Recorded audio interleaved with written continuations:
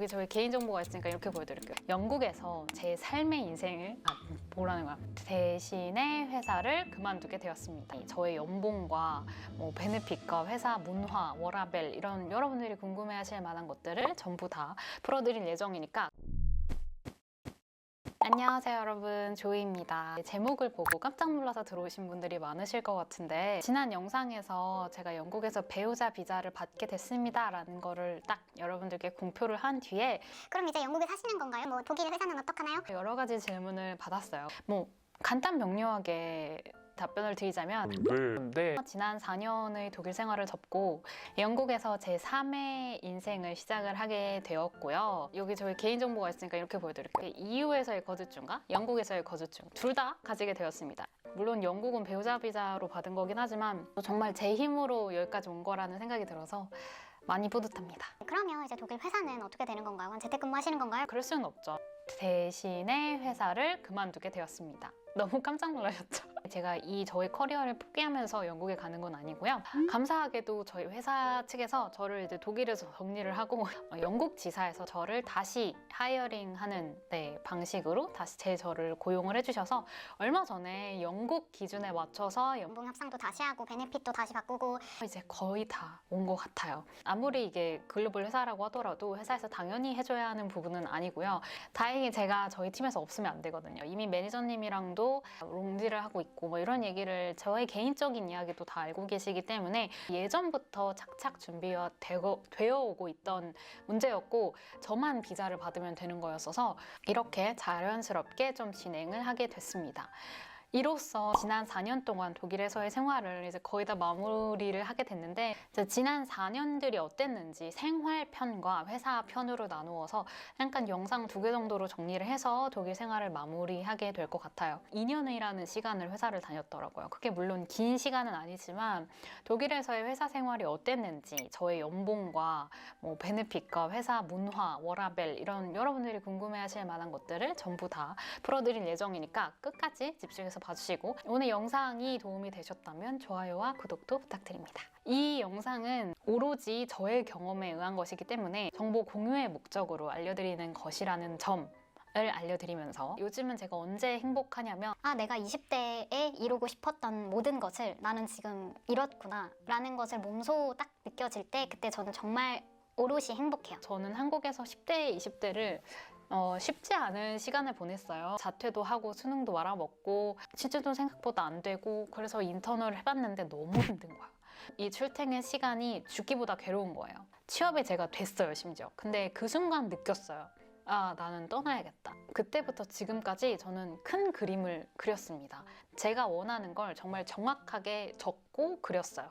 일단 첫 번째로 나는 재택을 하겠다. 두 번째, 4시간에 맞춰서 일을 하고 싶다. 그리고 세 번째, 휴가를 최소 일주일은 내야 한다. 한 번에. 이거를 한국에서 이렇게 얘기를 하면 요즘 MZ세대네 이렇게 말씀을 하시는 분들이 정말 많을 거라고 생각해요, 사실상. 근데 여기서는 이런 얘기를 했을 때 그게 그렇게 이상하게 느껴지진 않거든요. 그래서 그 이후에 석사, 인턴, 그리고 바로 정규직까지 해서 지금 이렇게 4년을 살아온 것 같아요. 물론 제 생각보다 힘든 점도 있고 제 생각 외로 더 힘든 점도 있어요. 그래도 내가 원했던 걸 성취했다는 그 느낌이 나머지들을 좀 가려서 이게 이 부산물처럼 느껴지는 것 같아요. 단점까지 놓치지 말고 봐주시고, 무턱대고 해외 취업을 해보겠어 하시면 그러셔도 됩니다. 잡소리가 너무 길었는데 이제부터 시작을 해볼게요. 휴가입니다. 이거는 한국, 영국, 독일을 비교를 해서 보실 수 있을 것 같아요. 어느 나라를 가든 그 나라의 공휴일을 꼭 체크를 하셔야 돼요. 이건 저도 생각지 못했던 부분인데 생각보다 한국이 공휴일 개수가 정말 많습니다.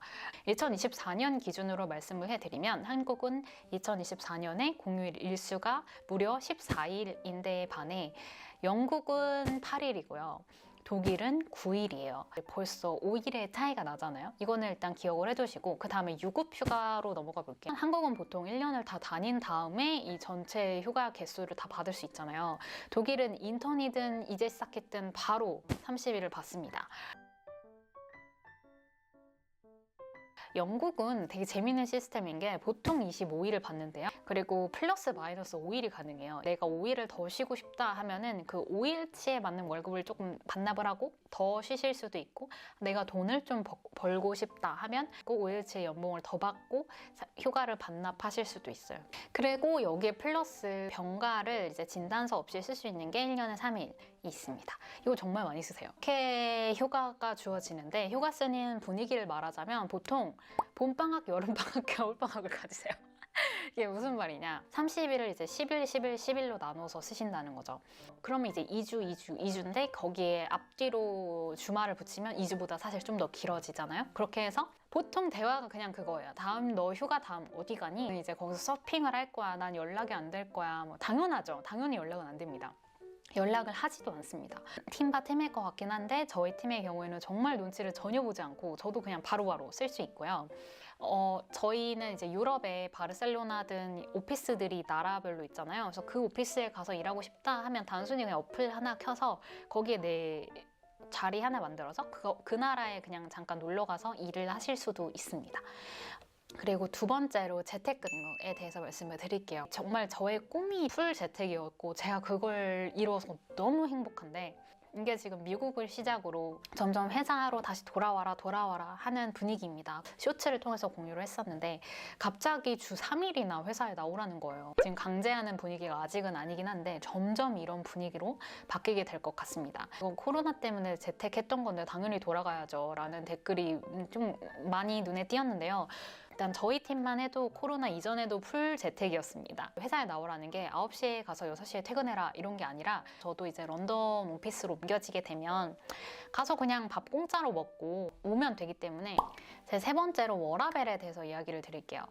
계약서에 아예 그 근무 시간이 명시가 되어 있지 않습니다. 그냥 trust based라고 써져 있습니다. 저희는 일단 풀 재택이지만 저희가 글로벌 팀이라고 말씀을 드렸잖아요. 그래서 저녁에 미국 팀하고 미팅을 해야 할 때가 가끔 있어요. 그런데 이제 야근이라는 생각이 들지 않는 게 이걸 work-life harmony라고 하거든요. 딱히 삶과 일을 분리할 필요가 없는 상태를 이야기를 해요. 그래서 지금 제가 만약에 잠깐 쉬어가는 타이밍이다. 그러면은 헬스장에 가고 싶으면 헬스장에 다녀와도 되고 그 정도로 정말 많은 자율성을 이제 부여하는데요.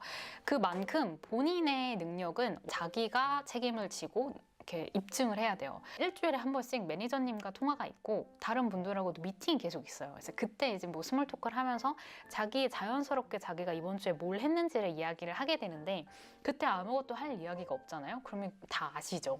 그만큼 자기 일에는 책임을 지고 오늘 저녁에 만약에 할 일이 있다. 그러면 하는 거예요. 내일 늦게 일어나고 싶다. 그러면 그냥 늦게 일어나면 돼요. 근데 제가 또 듣기로는 다른 팀이나 다른 회사만 가도 그 마우스 트래킹하는 그런 시스템으로 몇 시간 일했는지 잡히는 데가 있다고 또 들었어요. 그러니까 이거는 정말 팀바 팀이고 사람 바이 사람이다. 그래서 열심히 일하고 있습니다. 되게 다들 읽어보려고 들어오셨을 것 같아요. 그렇죠. 이것만 제발 보지 마시고 제 이야기를 제발 들어주세요. 제가 20대 초반에 이제 사랑에 미쳤을 무렵 제가 독일을 갈 운명이었던 것 같아요.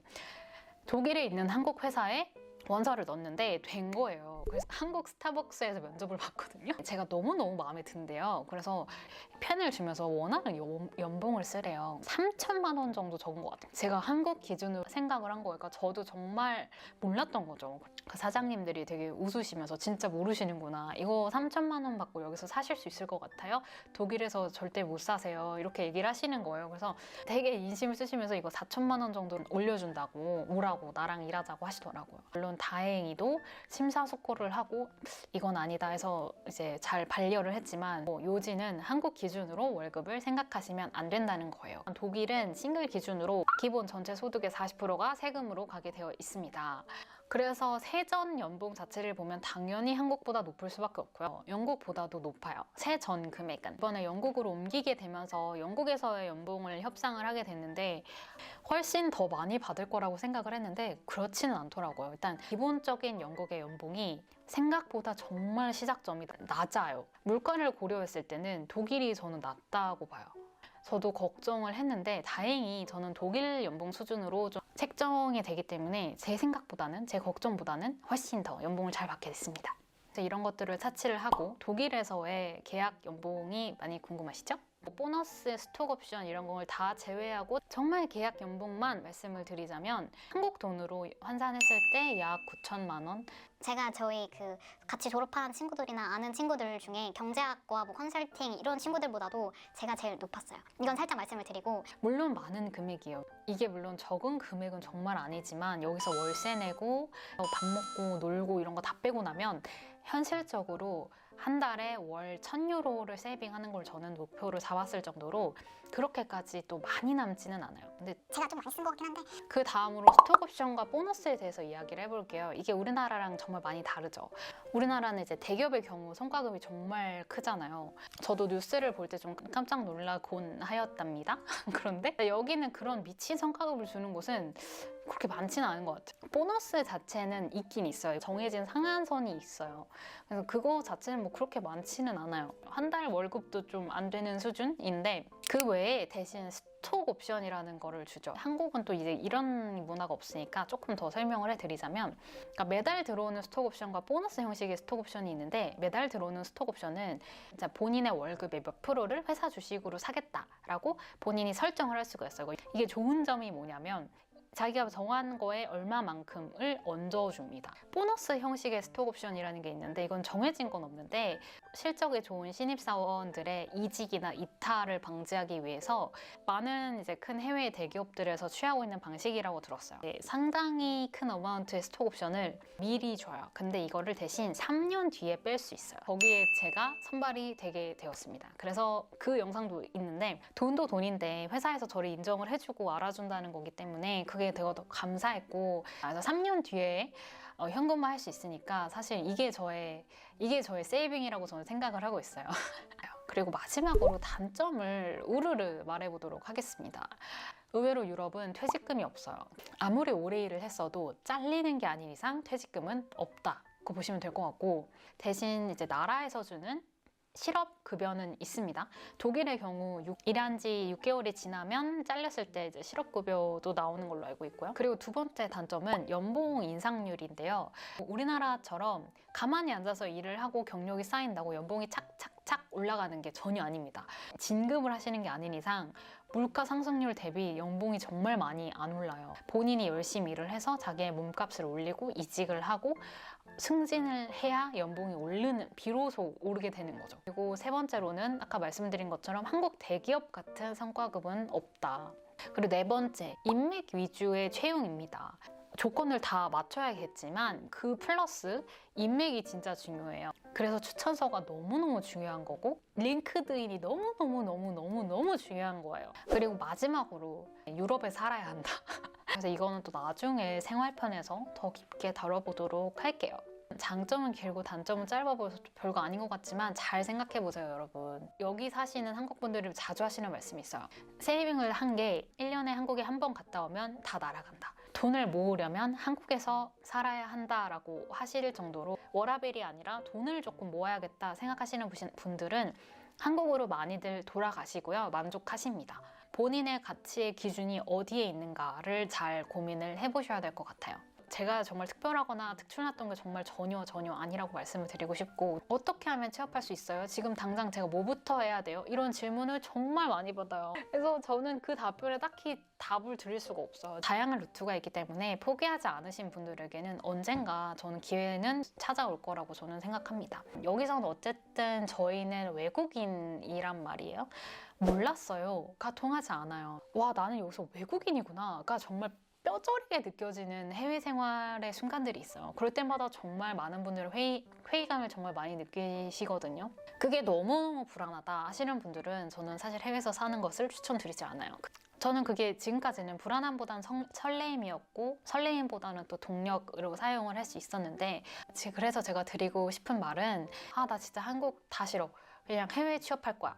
가 목적이 아니라 정말 내가 그리고 있는 큰 그림이 무엇인지, 어떻게 살고 싶은지 그 how에 대해서 좀 잘 고민을 해보셨으면 좋겠어요.